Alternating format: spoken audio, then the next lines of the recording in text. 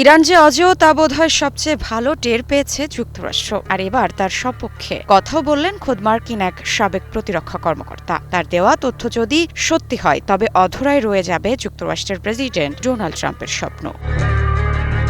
শুধু আকাশপথে হামলা চালিয়েই কি ইরানকে পরাজিত করা সম্ভব? যুক্তরাষ্ট্রের সামরিক অভিযানের কার্যকারিতা নিয়ে বিস্ফোরক মন্তব্য করেছেন সাবেক মার্কিন প্রতিরক্ষা কর্মকর্তা অ্যাডাম ক্লেমেন্টস। তার দাবি, বাস্তবতা হয়তো ওয়াশিংটনের প্রত্যাশার চেয়ে অনেক বেশি জটিল। শুধু বিমান হামলায় ইরানে বিজয় লাভ করা সম্ভব নয় বলে জানিয়েছেন এই সাবেক মার্কিন প্রতিরক্ষা কর্মকর্তা। তিনি জর্ডান ও ইয়েমেনে যুক্তরাষ্ট্রের কূটনৈতিক কর্মকর্তা হিসেবেও দায়িত্ব পালন করেছেন। সংবাদ মাধ্যম সিবিএস নিউজের মাধ্যমে জানা যায়, ক্লেমেন্টস জানিয়েছেন ইরানের বিরুদ্ধে চালানো যুক্তরাষ্ট্রের সামরিক অভিযান শুধুমাত্র বিমান হামলার মাধ্যমে লক্ষ্য অর্জনের সীমাবদ্ধতাগুলোকে সামনে এনেছে।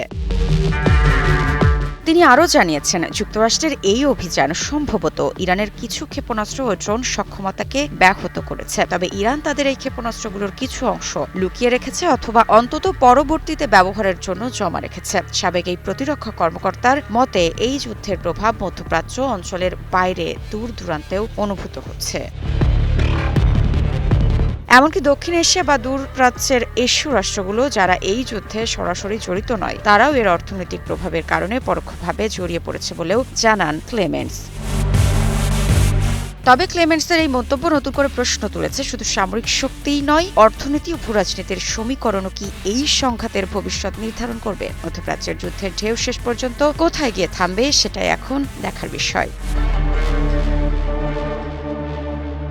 ঋত্বিকা সিনহা বিশ্বাস, নিউজ 24।